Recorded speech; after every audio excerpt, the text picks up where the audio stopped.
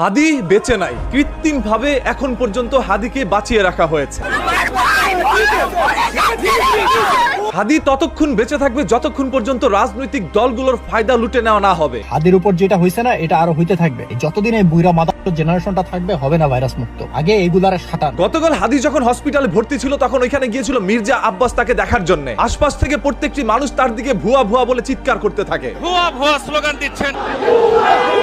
এক পর্যায়ে তাকে অপমান করে ওইখান থেকে বের করে দেওয়া হয়।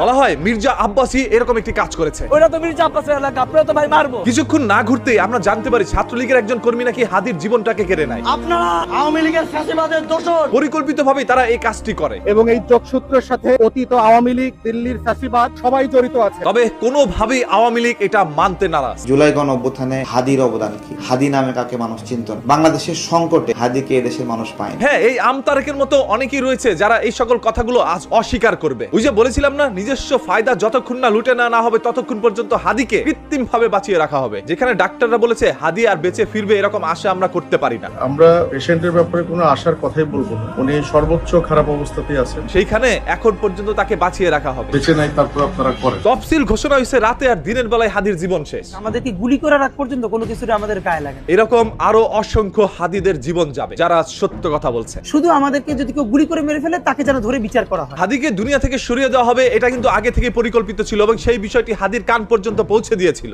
ভাইকে বারবার নিষেধ করছে, আপনার লাইফের উপর রিস্ক আছে। এরপরও এই হাদি বলেছিল, আমি যে জায়গায় যাবো 50 জন আমার লগে আইবো, তোর কেউ লাগবো না। আমার ভাই এত সাহসী, আমার ভাইয়ের জানের মায়া নাই। হ্যাঁ, হাদি কাউকে ভয় পেত না। হাদি নিজের জীবন নিয়ে পরোয়া করতো না। আপনি যদি আজকে আমাকে, জাবেরকে, আমাদের টিমকে মেরে ফেলেন এবং তার যদি বিচার করতে না পারেন, তাহলে নতুন কেউ জন্মাবে না। শুধু এই জন্য তার বিচার করে ফেলতে হবে, আর কিছু স্পেশাল সিকিউরিটি লাগবে না। এরকম একজন সংগ্রামী এবং সাহসী লোককে আজ বাঙালি হারাতে যাচ্ছে। এই গুলিটা আসলে ওসমান হাদির মাথায় লাগে, এই গুলিটা লাগছে বাংলাদেশের সিস্টেমের মাথায়। আর বাংলাদেশে এখন সিস্টেম বলতে কিচ্ছু নাই। যে যেইভাবে পারবে, যার যে ক্ষমতা আছে সেটা ব্যবহার করে লুটে পুটে খাবে। এইটাই হচ্ছে বাংলাদেশের এখন সিস্টেম। আপনি কি জানেন হাদির বর্তমানে যে অবস্থা, মাত্র 5% তার সুযোগ বা সম্ভাবনা আছে ফিরে আসার। হাদির মাথার খুলি কেটে পাশে রাখা হয়েছে। আসলে হাদির শারীরিক অবস্থা খুবই খারাপ। হাদি হয়তোবা বেঁচে নেই, রক্তক্ষরণে তার মৃত্যু হতে পারে। তবে কেন এখন পর্যন্ত তাকে বাঁচিয়ে রাখা হচ্ছে? অন্যদিকে বেগম খালেদা জিয়ার কাছ থেকে হাদির দোয়া নেওয়ার স্বপ্ন ছিল, যার কারণে আজ একই হসপিটালে দুইজনকে রাখা হয়েছে। সে যদি সার্ভাইভ করে, সেটাও তো আসলে তার লাইফটা কিভাবে যাবে আমরা জানি, কারণ জুলাই যোদ্ধাদের আসলে লাইফ কিভাবে যায় তাদের সাথে যাদের যোগাযোগ আছে তারা জানে। দেখেন, যেহেতু রাজনৈতিক মাঠ এবং সামনে আসছে নির্বাচন, সেহেতু নির্বাচনকে কেন্দ্র করে এরকম অনেক হাদির জীবন যাবে। পরিকল্পিত আক্রমণ, এবং এটা আমাদের সবার উপরেই আক্রমণ। হাদিকে দেখার জন্য যখন বিএনপির নেতা মির্জা আব্বাস গিয়েছিল হসপিটালে, তখন তার সাথে বাজে আচরণ করা হয়।